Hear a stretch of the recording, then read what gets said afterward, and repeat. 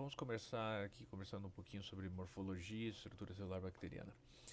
Ah, Quando nós pensamos, né, nas células e os níveis de organização que nós temos das células no nosso planeta, nós encontramos células procarióticas e células eucarióticas. Certo? Células procarióticas são aquelas células mais simples, foram as primeiras células que se desenvolveram e, portanto, elas são muito pequenas, resolutas, sem uma complexidade, sem compartimentos internos, certo? Você não observa nela é, muitos detalhes, embora sejam metabolicamente extremamente incríveis, diversas e com ah, N aplicações e potencialidades biotecnológicas e com N problemáticas do ponto de vista de patogenicidade. Enquanto que as células eucarióticas são aquelas células que se desenvolveram, que evoluíram a partir de células procarióticas. Agora é importante fazer um adendo aqui, não a partir das bactérias, mas a partir das arqueias, certo? Então essas células é, se desenvolveram, acabaram tendo uma expansão de volume, desenvolveram compartimentos internos, desenvolveu seu núcleo, ok? Então elas se tornam células eucarióticas, né? Eucários, e até o eucário está atrás da célula ali, agora que eu estou vendo isso, né, nesse slide. É, mas elas são bem maior, até 100 vezes maior que uma célula procariote. Okay? Mas o foco da nossa disciplina, neste primeiro momento, vão ser as bactérias e a gente vai estar falando de células procariontes. Quando nós entrarmos para discutir fungos e protozoários, aí sim a gente vai estar discutindo células eucariontes, ok? Mas no primeiro bloco, né, vamos conversar bastante sobre bactérias. Ok, do ponto de vista de comparação, né, a gente tem isso aqui, ó. Ah, células procarióticas versus células eucarióticas. Então, veja que o tamanho, certo? Elas são muito distintas do ponto de vista de tamanho. O DNA de células procarióticas, por elas serem menores, é um DNA também mais simples, né? Menor do ponto de vista geral. Como eles são menos complexos, mais curtos, esse DNA não está associado com estonas. Não tem organelas, porque não tem compartimentos internos, embora, vou fazer um adendo aqui, esse não contém organelas leva em consideração o conceito de organelas como compartimentos membranosos, certo? Como espaços intracelulares delimitados por membrana. Porque se você considerar organela enquanto função de órgão, ribossomo é uma organela. Logo, bactéria também tem lá uma organelinha, certo? Que é uh, o seu ribossomo. E ela também teria uma estrutura chamada de nucleóide, que é a área onde o ácido nucleico ele se acumula, certo? Então, vamos usar aqui o conceito de organelas enquanto estruturas delimitadas por membrana, e aí essa frase não fica muito correta, ok? Vamos deixar assim. Ela tem ribossomo. Paredes celulares complexas, com polissacarídeos de peptidoglicano. Então isso é uma característica bastante importante. Não que células eucarióticas não possuam parede. Pense em fungos, possuem parede, certo, de quitina. Os vegetais possuem parede de celulose, mas as células animais não possuem parede. Certo? Embora os insetos tenham exoesqueleto, as suas células não possuem parede. Certo? Então é uma coisa diferente. E a divisão é bastante simples, né? É uma divisão por fissão binária, bipartição ou cisciparidade, como preferir o termo, em comparação aí às células eucarióticas, certo? Então, vamos seguir. Em relação à forma bacteriana, certo? O que você pode observar aqui? Nós podemos ter cocos, né? E esses cocos eles podem ser células individuais, você vai observar cocos, certo? Em vários matizes aí. E eles podem estar organizados aí na forma de diplococos, streptococcus, que é os cocos enfileirados, ou estafilococos, que são os cocos agregados, que é o que o pessoal costuma chamar de cacho de uva, certo? Ah, então, veja, aqui você tem algumas diferenças do ponto de vista morfológico de cocos, certo? Mas nós temos aqui diplococos, cocos isolados aqui, que estão se proliferando, e diplococos, certo? Esses carinhas aqui com jeitão de cocos bacilos. ah, esse aqui é o Staphylococcus, certo? Ele todo agregadinho, acumulado, amontoadinho, parecendo aquele castinho de uva, ok? Ah, e aí nós temos os bacilos, certo? Os cocobacilos, né, eles são mais alongadinhos do que os cocos. Então, o formatão deles é mais assim, certo? Compridinho e fusiforme. Existem bacilos fusiformes, certo? Como o Bifidobacterium, que é extremamente alongadinho e fino. Esse desenho aqui não representa muito bem, porque ele tem as extremidades bem mais afinaladas, certo? E o Streptobacilo, certo? É quando você tem sequências, né, desses pequenos bastonetes. Quando você olha esses bacilinhos isolados, ok? É assim que a gente costuma ver um bacilo. Então, tá aqui os formatinhos dos bacilos, certo? Você está vendo aqui diplobacilos, bacilos mais alongados, bacilos mais curtos, certo? Bacilos associados, esses aqui, ó. Então, tem diplobacilos aqui também. E nós ainda temos os espirilos, certo? Que são bactérias cuja estrutura ela é tortuosa, certo? Não é uma forma geométrica retilínea ou ovalada. Então, os vibriões são bacilos curvos, certo? Você está vendo que é um bacilo que apresenta uma curva. E os espiroquetas são essas estruturinhas onduladinhas aqui, certo? Então, você tem aí o Vibrio cholera, certo? Que é um bom exemplo. E o Helicobacter, certo? pylori, que é um outro exemplo daí do espiroqueta. Olha só aqui, os espiroquetinhos bem bonitinhos e os víbrios, ok? Então, espiroqueta e víbrio. Olha só, essas helicobactérias aqui, ó, bem morfologicamente definidas e bonitinhas, né? Não deixa de ter sua beleza.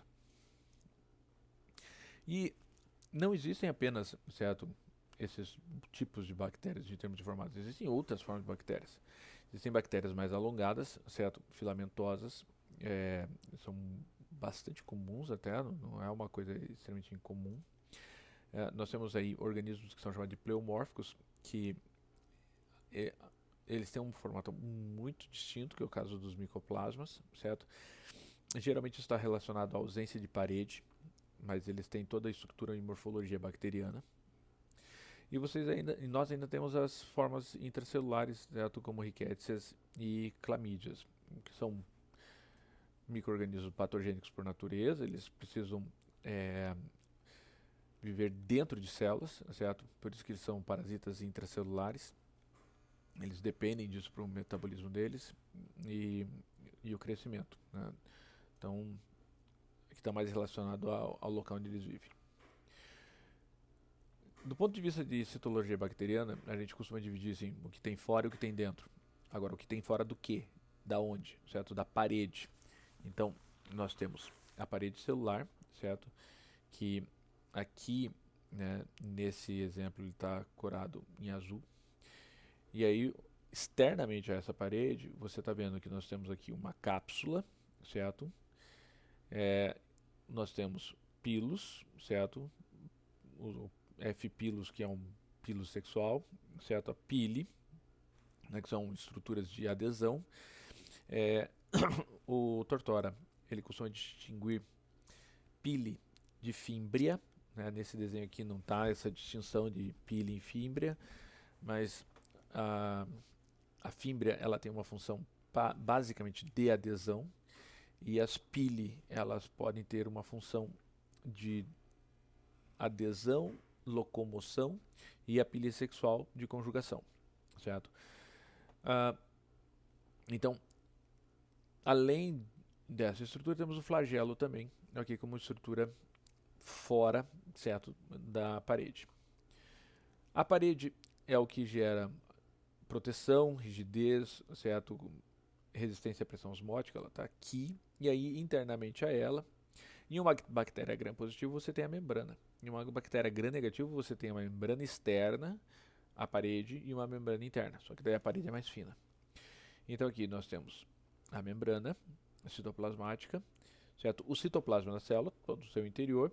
Dentro desse citoplasma nós temos um ácido nucleico que está ligado ao que nós chamamos de um mesossomo, que é uma estrutura de membrana de ancoragem do ácido nucleico, e aí essa estrutura a gente chama essa região aqui de nucleóide. Você tem ribossomos, ok? Que é a organela, né? A estrutura com função de órgão dentro das mitocôndrias, mas você não tem organelas membranosas. E você vai apresentar grânulos citoplasmáticos, certo? Aqui está mostrando um grânulo de polifosfato, tem um grânulozinho de glicogênio aqui, poderia ter grânulos de enxofre, certo? Grânulos de óxido de ferro, certo? Tem várias possibilidades de grânulos, certo? De ácido hidroxi beta butírico, certo? Então tem N possibilidades aqui, dependendo da função dessa bactéria.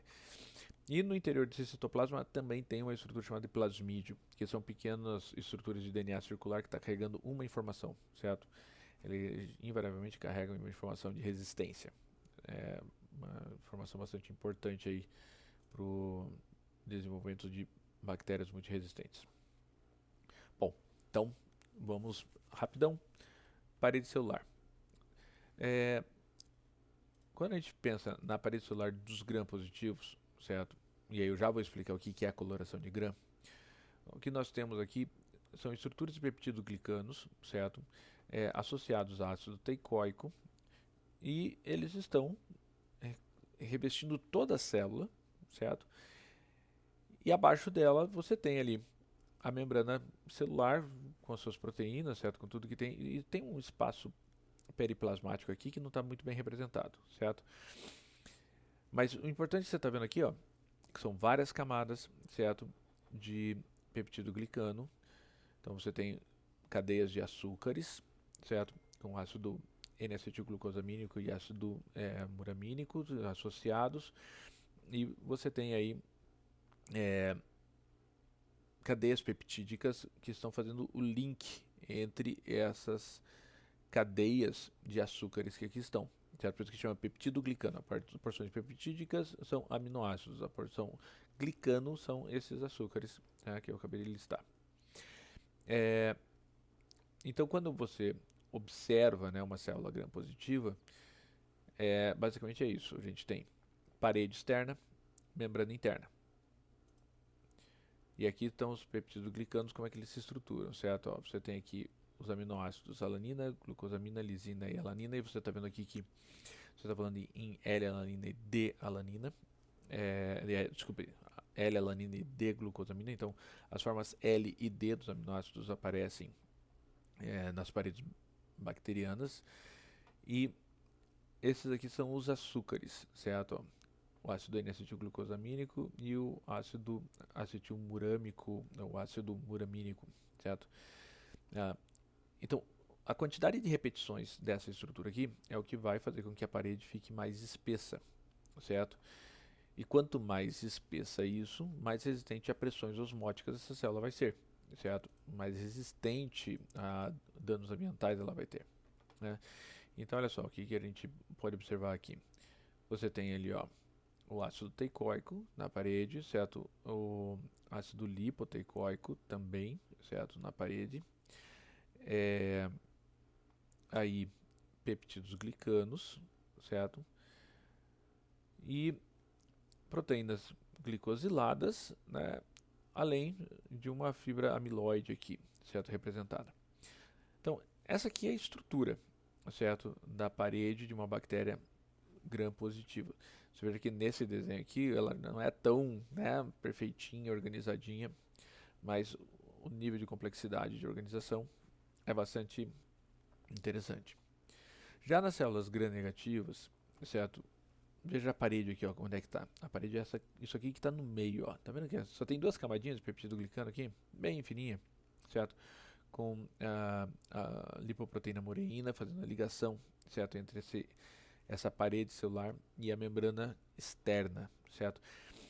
E você está vendo que a membrana externa aqui, ela tem estruturas que nós chamamos de lipopolissacarídeos, certo? Ou LPS. Então, a membrana externa da bactéria gram-negativa, ela tem essas endotoxinas aqui, certo? Então, essas estruturas, esses LPS aqui, eles apresentam as características de toxicidade dessas células gram-negativas. Por isso que, invariavelmente, as gram-negativas estão muito mais relacionadas à patogênese do que as gram-positivas. Embora, certo, também existam várias proteínas gram-positivas patogênicas. Mas a grande maioria das gram-negativas são patogênicas e nem todas as gram-positivas são patogênicas. Bom, então, um sistema esquemático para visualizar isso, né? Membrana externa, parede e membrana interna.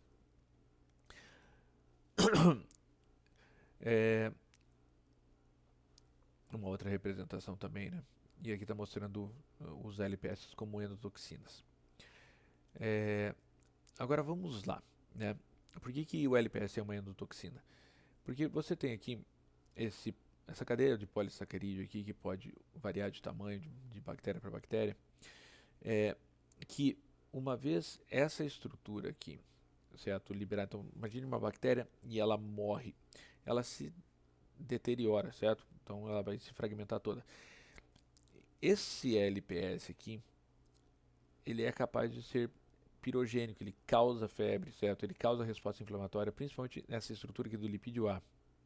O core de oligosacarídeo dele, eles são extremamente antigênicos, certo? Então eles geram uma resposta imunológica, vão causar um processo inflamatório, por isso que é conhecido como endotoxina, certo? Porque é algo tóxico para o organismo.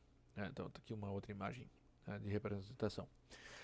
E aí, continuando bem rapidão, a questão da onde saiu esse termo, gram positivo, gram negativo, certo? Então, o que a gente tem é que é um método de coloração, né? Então, você teve o desenvolvimento de uma coloração, certo? Pelo gram, Joaquim Sebastian Gram, se não me engano, o nome dele. E o gram, o que ele fez? Ele estava testando vários corantes, várias possibilidades para tentar estudar micro-organismos. E dentro das composições de coloração, ele fez a seguinte mistura, certo? Então, ele adicionou lá cristais violeta. Então, violeta genciana, azul, violeta, certo? Azul de metileno. Mas a violeta genciana, certo? É o mais utilizado. E ele observou lá que tinha uma série todo mundo estava corado em azul, certo? Cora tudo, inespecificamente. Ele já sabia que a violeta associada ao iodo, ela forma cristais, certo? Então, já se fazia o uso de um mordente. Né? O que é um mordente? Mordente é uma substância que você coloca num processo de coloração que fixa uma coloração. Então, a associação do cristal violeta com o iodo fazia com que se formassem cristais, certo, de violeta, cristais violeta e iodo, o que tende a fixar a coloração. Só que daí, certo, fazendo o processamento, ele percebeu que quando ele jogava álcool, certo, em cima das lâminas que foram coradas, algumas simplesmente desaparecia toda a coloração. A coloração sai, certo? Enquanto que em outras a coloração permanecia. E aí, como ele precisava enxergar alguma coisa, ele fez uma outra coloração, certo, ao final, com uma coloração avermelhada, certo, que é a safranina. E quando você mistura a safranina, certo, com violeta genciana, você fica com uma coloração mais púrpura, certo?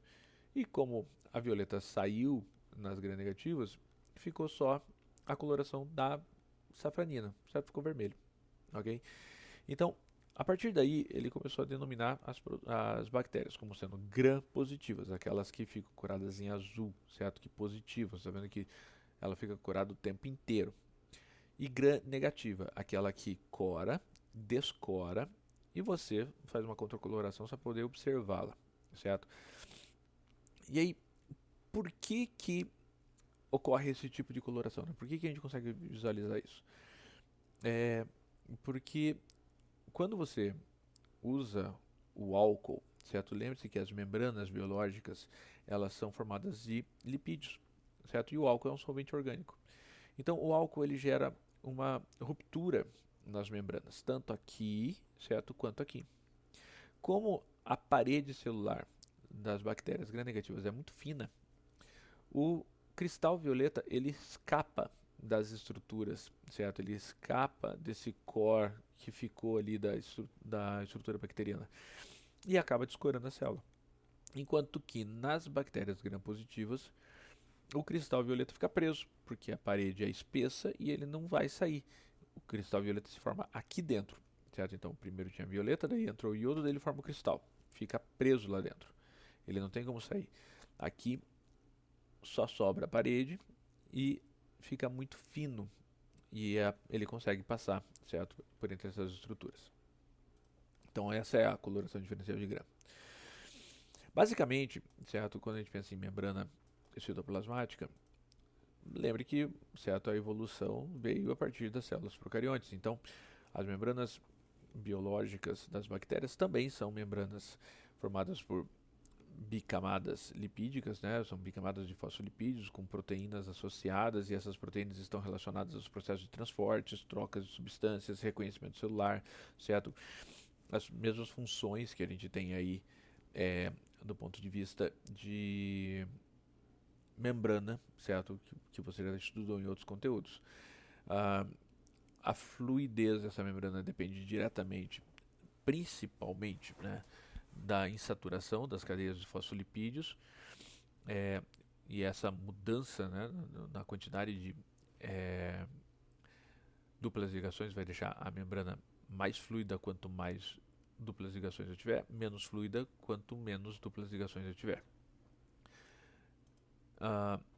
Então você tem todos os processos de transporte que a gente conhece, certo? Fazendo as trocas, mediando o processo de nutrição, de comunicação, certo? Sinalização celular e assim por diante.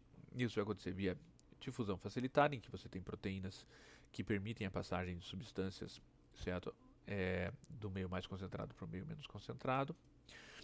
Nós temos os processos de transporte ativo, certo? Como aí a bomba de sódio, potássio, ATPase e tem outros inúmeros possíveis de transportes em que você gasta ATP para fazer o transporte contra gradientes de concentração. Uma característica interessante em relação às membranas está relacionada à teoria da endossimbiose, certo? Em que as bactérias aeróbias, né, mais especificamente as alfa-proteobactérias, elas se associaram com células eucariontes, que eram anaeróbias, e formaram as mitocôndrias. E aí, certo, por que as membranas são importantes aqui? Porque você olha a membrana mitocondrial interna, ela seria, certo, o resquício, vamos dizer assim, evolutivo dessas membranas das alfa-proteobactérias. Bom, mesossomo, eu falei para você que existia uma estrutura, certo, onde o DNA se ancora. O mesossomo é uma estrutura que alguns autores da microbiologia dizem que ele é um artefato de técnica. Toda vez que você faz uma coloração eletrônica para micro-organismos, ele tende a se formar. Mas é muita coincidência, certo? Em todas as técnicas, todas as variações que você faz, acaba aparecendo esse mesossomo. Então, o Tortora traz mesossomo como uma estrutura, efetivamente, né? E aí, o DNA ele fica ancorado ali, inclusive dentro da teoria de endomembranas do surgimento do núcleo, certo? Esse mesossomo teria uma participação na formação do envoltório nuclear, certo? Porque ocorre uma invaginação da membrana em torno do ácido nucleico. Então, aí uma possibilidade teórica evolutiva de fato o mesossomo não ser um artefato, certo? Então, olha aqui, ó. O mesossomo aqui está a membrana e aqui está esse prolongamento da membrana que é o mesossomo. E aí você tem todo o ácido nucleico aqui está ancorado, né, nessa estrutura do mesossomo. Externas à parede celular, então, nós temos glicocálice, flagelo, filamentos axiais, fímbria e pile. Né? O que é cápsula e camada limosa? Certo? É o glicocálice, o famoso glicocálice. Então, a gente chama de cápsula quando essa célula ela forma, certo, o seu glicocálice e ele fica associado à parede dessa bactéria. E a camada limosa, quando esses exopolissacarídeos que ele excreta, eles acabam formando um limo, certo? Como se você já deve ter comprado presunto, deixado ele uns 2, 3 dias na geladeira, quando foi comer ele estava todo melequento, certo? São bactérias que produzem exopolissacarídeos, certo? Esse limo. Qual que é a grande questão, tanto de camada limosa, certo, quanto de cápsula? Isso aqui dificulta o processo imunológico, certo? Dificulta o sistema de defesa. As camadas limosas estão muito relacionadas à produção de biofilmes, o que torna, certo, essas bactérias bem complicadas para tratamentos. E enquanto a cápsula protege, literalmente, as bactérias até de fagocitose, certo? Então, bactérias que são encapsuladas são mais difíceis para o nosso sistema imunológico resolver, certo? Flagelos estão relacionados à motilidade. Esse flagelo não tem nada a ver com o nosso flagelo, certo? O nosso flagelo é uma estrutura de esqueleto que tem lá os microtúbulos associados, né, com mitocôndrias que vão estar fornecendo energia no corpúsculo basal para que você possa fazer a movimentação flagelar. Enquanto aqui, ó, certo, a gente tem uma estrutura formada por polímeros, né, de uma proteína chamada de flagelina. E essa flagelina, ela forma uma haste que vai girar através de um rotor. Então existe um rotorzinho, certo? Tá aqui, ó, que é uma estrutura muito semelhante ao rotor da ATP sintase, certo? Então ele vai trabalhar com influxo também de prótons, com gasto de energia, e vai conseguir gerar, certo, um movimento de giro aqui, ó, certo, nesse gancho. O nome literalmente é hook, certo, esse gancho aqui. E aí esse gancho vai fazer com que todo o flagelo gire, e isso vai, certo, promover a movimentação da bactéria, certo? Então aqui está mais simplificada essa visão. Então veja aqui, existe uma diferença da estruturação da estrutura de rotor e da base dos flagelos, na dependência se ela for uma bactéria gram-positiva ou uma gram-negativa, certo? Quanto à distribuição dos flagelos, as bactérias podem ser classificadas em monotríquias, quando elas têm, certo, um flagelo em um dos seus polos. Lofotríqueo, quando ela tem um tufo de flagelos em um dos seus polos. Ou peritríqueo, quando os seus flagelos estão espalhados, certo, por toda a estrutura bacteriana. E aí a gente pode parar para pensar, né, poxa, a lofotríquea deve ser difícil dela se movimentar, porque cada flagelo vai estar acomodando para um lugar. Não, eles são bem ordenados, certo? Então veja, ela tem um direcionamento de movimentação desses flagelos para ela fazer a corrida.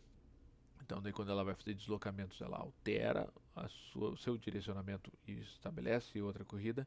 Cada vez que ela vai fazer um desvio de função, de direção, aliás, desculpe, ela se estende toda e muda a direção, e daí todo mundo gira no mesmo sentido, certo? Então não é uma coisa muito complexa, né, vamos dizer assim. E existem também os filamentos axiais, né, que são endoflagelos, né, vamos chamá-los assim. Veja que você tem aqui nos espiroquetos um flagelo, certo, que está no interior das estruturas de membrana. E ele vai, certo, gerar movimentação, e essa movimentação faz com que a célula toda, certo, no espiroqueta, ela gire, certo, e com isso ela se movimente, certo, um movimento bem semelhante a um movimento de parafuso. A pile ou as fímbrias, ou simplesmente pile, uma coisa, fímbria e outra, certo? Vai depender muito de qual autor que você esteja lendo. Como eu estou recomendando o Tortora para vocês lerem, a pile e fímbria são consideradas estruturas muito semelhantes, certo? Funcionalmente dentro da mesma característica, mas distintas, né? Então, vamos lá. A pile, ela é formada por polímeros de pilina, certo? E veja que ela tem aqui uma extremidade que é uma porção adesina. Então ela tem uma atividade de adesão celular.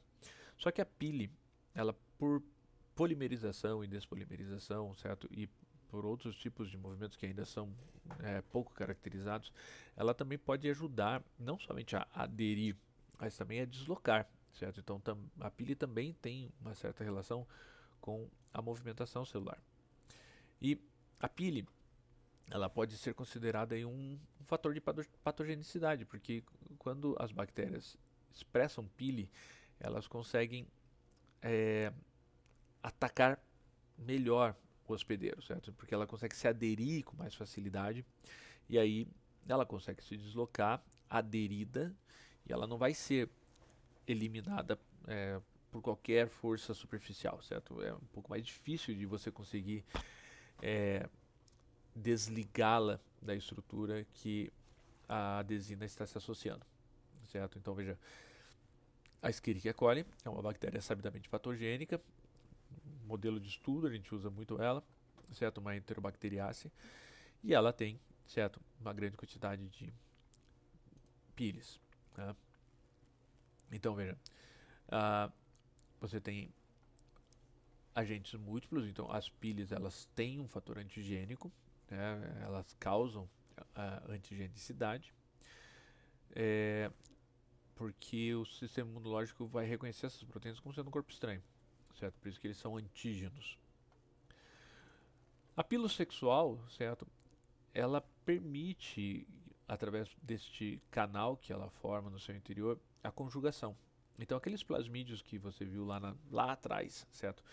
Na imagem no citoplasma da célula bacteriana, eles podem sair por aqui e penetrar em outra célula bacteriana quando ela faz a conjugação, certo? Da sua pile sexual com outra bactéria. É assim que as bactérias transferem, né, as informações genéticas de uma bactéria para outra, tornando uma bactéria que não era resistente a algum processo, certo? Algum antibiótico, torna ela, por sua vez, resistente. Veja aqui as propriedades das fibras em algumas bactérias, certo? A distribuição das fibras, certo? E as funções. E aí aqui, nesse slide, o conceito de fibra e pile está como sendo a mesma coisa, tá? Tanto que ele está falando aqui da transferência durante a conjugação. O Tortora, certo? Ele traz essa informação como sendo algo da pile sexual, não da fibra, certo? A fibra é a estrutura de aderência, certo? Que está aqui representada nessa fibra do tipo 1, certo? Então aqui quando ele fala fibra F ou pilosexual, certo? Estamos falando da pile. Quando ele fala aqui fibra do tipo 1, é a fibra. Só estou dando essa diferença porque o Tortora ele traz essa situação bem diferenciada e muitos autores só fazem a diferenciação entre fibra e pilosexual. E essa é a conjugação, certo? Então a conjugação ele é, em última instância, um processo reprodutivo no aspecto de que uma célula está transferindo para outra características genéticas. Mas a reprodução da bactéria é por bipartição ou cisparidade, certo? Fissão. Só que essa célula, após a conjugação, vai se tornar uma célula, certo? Com fibras. Ó, essa célula que não tem fibras. O plasmídio que está sendo transferido aqui é o plasmídio que confere a esta outra célula a existência de fibras, certo? Então, em última instância, não deixa de ser um processo de reprodução quando a gente fala da fibra sexual. Em relação a corpúsculos citoplasmáticos, o que a gente tem, né? Então, agora parede para dentro. Cromossomo bacteriano, certo? Você tem que imaginar que ele não é para ser uma coisa muito grande, embora para o tamanho da bactéria seja grande, né? 5 vezes 10 a 6 pares de base, só que você não tem espaço ali para ficar com exons e introns, certo? Ele só tem exons, certo? Só tem regiões codificantes e ele organiza os genes em operons, que são regiões onde você consegue, assim que ativar um fator de transcrição, você lê 3, 4 genes numa pancada só, certo? Você não vai ter um fator de regulador da transcrição para cada gene, certo? Você tem um conjunto de genes regulados por um desses fatores, a gente chama de operon, certo? Ah, olha só que imagem bonita. Então, se você tem aqui uma Escherichia coli de 3 a 5 micrômetros e se o DNA dela, certo, se desorganizar, ele ocupa, certo, essa área de minimamente de 20 micrômetros aqui, e isso que ele não está desespiralado por completo, certo? Ele só está desorganizado. Então, tudo isso aqui cabe aqui dentro, certo? Só que ele não está organizado por proteínas histônicas, certo?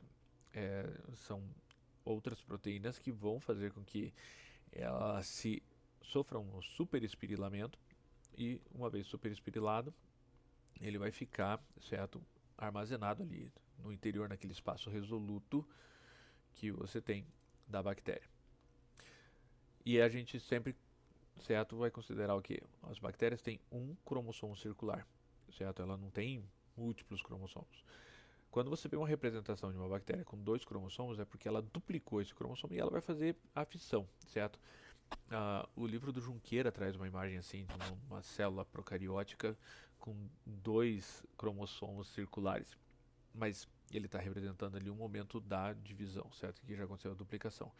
Agora, por sua vez, os plasmídios, que são esses DNAs extracromossômicos, eles são várias cópias, certo? E você pode ter mais do que uma cópia de resistência entre as células, certo? Então, nós temos aí várias possibilidades em relação aos plasmídios para a conferência de genes de resistência, certo? Principalmente. Então, olha só, aqui está o cromossomo bacteriano e esse aqui são os plasmídiozinhos. Os plasmídios, eles se duplicam, certo? Fazem cópias de si próprios ali, utilizando a maquinaria das células sem depender da duplicação do cromossomo principal da célula, que vai só sofrer duplicação quando ocorrer a bipartição ou cisparidade. Isso significa que quando for ter a divisão celular, você vai ter cópias suficientes de plasmídios para que acabe tendo as células filhas ambas com plasmídios em seu citoplasma, por causa do número de cópias, certo? São várias cópias, não é uma só. E os plasmídios são muito utilizados para biotecnologia, certo? Nós utilizamos os plasmídios para transportar genes de uma célula para outra. Então, você consegue, veja aqui, ó, você tem bactérias em que você tem uma proteína fluorescente e você consegue, através do plasmídio dela, transferir esse plasmídio e inserir esse plasmídio no cromossomo das células, certo? Desses peixes aqui, desses paulistinhas. Eu, inclusive, já comprei desses peixinhos aqui, já tive desses peixes no meu aquário, são muito bonitos e eles são fluorescentes mesmo. Você coloca na lâmpada, na luz escura, na lâmpada negra, eles florescem, coisa mais linda do mundo, certo? Assim como existem experimentos, certo, que aqui para expressar a proteína verde fluorescente, e a grande tecnologia dos transgênicos, a transgenia, está diretamente relacionada à tecnologia dos plasmídios para transferência de resistência de genes e resistência dos plasmídios, certo? Então, as plantas transgênicas têm essa característica, certo, de uma determinada resistência ou uma determinada característica, graças a essa tecnologia aí, certo, dos plasmídios. Os ribossomos das bactérias, certo, eles não são iguais aos ribossomos dos eucariotos e não são iguais aos ribossomos das arqueias, certo? Inclusive, foi quando a gente conseguiu fazer um sequenciamento correto dos RNAs ribossômicos que a gente visualizou que as células eucarióticas não tinham origem das bactérias, e sim das arqueias. Os ribossomos das arqueias são mais parecidos com os ribossomos das células eucarióticas do que os das bactérias em relação às células eucarióticas. A gente tem uma subunidade 30S, uma subunidade 50S, as duas associadas geram um ribossomo 70S, e esse S aqui é S de sedimentação, então isso aqui não é uma massa, ok? Que elas separadamente elas têm graus de sedimentação distintos, 30S, e 50S, e quando elas estão associadas, a sedimentação delas é 70S, certo? Então não é 80S, não é a soma, né? É o nível de sedimentação que esses ribossomos sofrem. E os ribossomos, certo, são responsáveis pela síntese proteica, e isso é algo que está bem preservado, certo, desde a origem do início da vida até hoje. Inclusive, graças ao RNA ribossômico, que hoje a gente conhece a teoria do mundo dos RNAs, e supõe-se que a primeira biomolécula a ter surgido na Terra com capacidade catalítica e autorreplicativa foi uma molécula de RNA, certo? Então não foram as proteínas que deram, né, a origem a tudo, sim o RNA, que foi a primeira biomolécula capaz de fazer essas atividades. Então, do ponto de vista de síntese proteica, certo? A gente tem aí o sítio de iniciação, o sítio de alongamento, o sítio de terminação, em que você vai fazer, certo, a síntese proteica, polimerizar os aminoácidos, ler códons, certo, associar com os anticódons dos RNAs transportadores, assim por diante, certo? Tudo que você já conhece. Os esporos bacterianos, certo, são estruturas de resistência, e é uma coisa meio maluca, certo? Veja esses artigos aqui. A Science foi lá, publicou um artigo, certo? De 1995, certo? Aqui, ó, maio de 1995, em que eles encontraram esporos bacterianos em âmbar, certo? Da República Dominicana, de 25 a 40 milhões de anos. Boa. E um esporo ali que você conseguiu extrair DNA, estudar, certo? Caracterizar. Aí a Nature não satisfeita, né?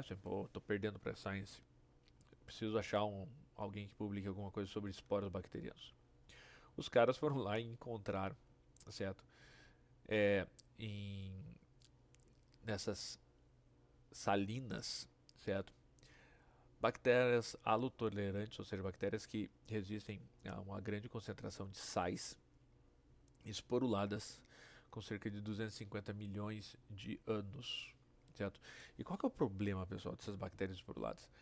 É que quando os caras botam no meio de cultura e ela tem, certo, novamente ali os nutrientes à disposição, ela consegue germinar, certo? Ela consegue voltar. Então, o conceito, né, de vida, ele fica numa incógnita aqui, certo? Quando a gente fala em esporos bacterianos, eles são muito resistentes, são muito duradouros, certo? Duram centenas de milhares de anos. Inclusive, a teoria da maldição da múmia, né? A maldição de Tutankhamon, é que quando as pessoas entraram, certo, na sua tumba, meses depois, todos que entraram acabaram morrendo de problemas respiratórios, certo? Tiveram doenças. Agora eu não lembro, certo, qual que era o diagnóstico correto, qual que foi a doença, mas eram doenças causadas por micro-organismos que estavam esporulados, certo? Na tumba. E aí eu também não sei precisar se eram esporos fúngicos ou se eram esporos bacterianos, certo? Muito provavelmente esporos bacterianos e fúngicos, os dois juntos, né? E aí, só que são dois mecanismos de esporulação diferentes, tá? Esporos bacterianos, eles são estruturas de resistência, não são estruturas de reprodução, enquanto que o esporo fúngico é uma estrutura de reprodução. Veja, então, uma bactéria, quando ela é exposta, certo, a uma situação em que ela não vai ter nutrientes, ela simplesmente gera, certo? Ela produz no seu interior uma região em que ela vai fazer uma cópia do seu DNA e ela vai continuar o seu metabolismo, certo? Tanto que está aqui a outra cópia. Ela vai produzir uma nova parede e ela vai gerar uma cápsula de proteção nessa nova parede. E ao terminar de produzir o seu endosporo, ela se fragmenta, ela morre, certo? Então, não que ela morra, né? Ela fragmenta a sua estrutura não esporulada e ela permanece enquanto esporo. E isso aqui, enquanto ele não receber os nutrientes adequadamente, ela não vai germinar novamente, ok? Então, isso aqui é um mecanismo de defesa e ela só vai começar a fazer isso quando ela for exposta a um ambiente inóspito, um ambiente em que ela não considere certo adequado. E quando você colocar ela de volta em um ambiente adequado, ela volta, certo? Surge, né, das cinzas. E aí nós vamos fazer uma aula prática, certo? Sobre a coloração de grã. Então isso aqui vai ficar para daqui um tempinho ainda das nossas atividades. Essa aula, certo? Eu só passei todos os slides para dar uma explicada, uma orientada bem por cima. Você vai encontrar aprofundamento teórico, certo? Coisa que eu não ofereci nessa apresentação, lendo o Tortora, certo? O capítulo 4, onde ele fala de morfologia bacteriana, da página 72 até a página 94, certo? Essa leitura vai ser o suficiente para você ter o aprofundamento necessário. Beleza? Então, fica aí a nossa atividade teórica da semana. Grande abraço.